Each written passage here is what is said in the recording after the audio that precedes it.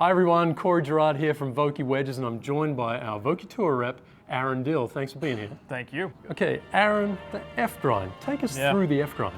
So I love this grind because this is about as simple as you can get, right? This is Old Faithful, this is forgiveness.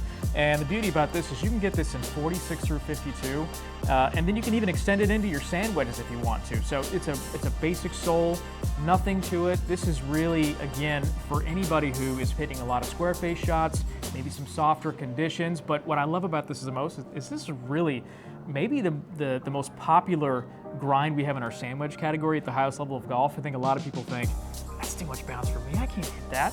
When the best in the world do it, you can do it too. So again, simplicity to this sole, just get you in and out of whatever situations you're in, and really a very reliable grind that you can put in your bag and have success with. Okay, the S grind. Take us through the S grind. Yeah, I love this grind. What I love about this grind is that if you have a player who's in an F grind currently and they say, hey, I want to change it up a little bit, I want to add a little bit around the greens, that's where this ribbon comes into play, right? This grind originates from the F, believe it or not. It started out as this very simple sole. Nothing to it, just forgiveness all the way. And then we have some players who say, hey, I want to take it up to the next level and I want to add some shots around the greens. That's where this ribbon comes into play. So if you're the kind of player who says, hey, I'm in medium conditions, but I still want to open up that face occasionally and have some of those shots around the greens, this S grind is awesome. Overall, S grind, really good for a player who's pretty neutral with their attack angle, doesn't take much of a divot, and likes to play it from a square position. S grind's perfect. Okay, all new to SM10 is the 54M grind. Oh, yeah. Take us through the M grind and why it's Bob's favorite grind. So I'll start with Bob's favorite grind. You know, he developed this a long time ago, and to be honest, it's so good it stood the test of time. We still make it to this day, and we've made very little modification to it ever since it's become a grind in our line. But the beauty about this is a shot maker's club, right? This is a wedge sole that allows you to not only have some shots from the fairway, you get this forward bounce section here, but if you go around the greens and you rely on this to open up the face and have some versatility, I love this because it gives you the best of both worlds, right? You got this polishing in the back, you can open up the face, get up in the air, but it doesn't kill you from the fairway. So it's a beautiful combination of I need bounce, I don't want bounce. That's what I love so much about this. And again, it's a big hit for me on tour. All right, this one looks a lot like the M grind. Yeah. Take us through the D grind and the differences. Yeah, so I'll give you a great example as to why somebody would love the D, right? We have conditions that may be a little softer, maybe need a little more bounce in the bunker. This is going to give you those things. You've got some forward bounce for fairway play and bunker shots, but you also have this versatility in the back when you need to open up that face.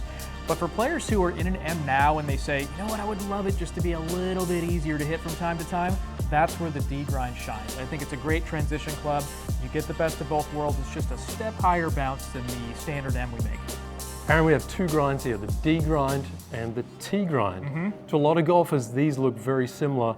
They couldn't be more different. Take us through the T grind and what makes that so special with some of the better wedge players in the world. That is very true. These are very different. Even though they have some visual similarities, you can see the forward bounce section, which is here, but you can also see this trailing edge section. This is going to be for those open face shots around the greens and need to create some height. Now, even though they have similarities in shape and look, they're very different golf clubs, right? This one is really for a player who's in those firmer conditions, who wants to open up the face, who wants to add versatility to his short game.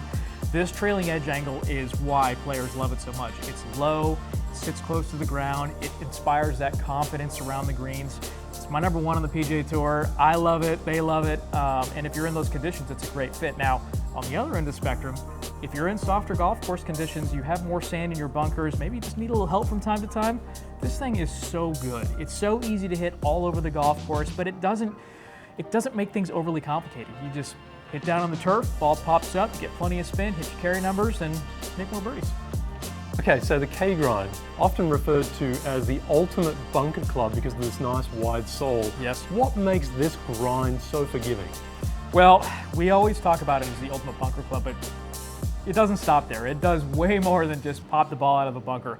The beauty about this club is, yes, it is made for bunker play. It is made for height and for forgiveness. That's where this width comes into play with this gentle sloping camber. But the one thing that I love to share with players is even though you don't visually see it, Bob has done an incredible job of saying, you know what, we need to make sure this works greenside as well.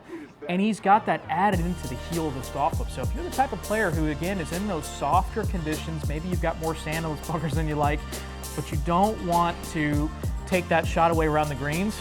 This club does that. It's really easy to hit, it's very forgiving, and it makes your bunker play pretty darn fun, I have to be honest.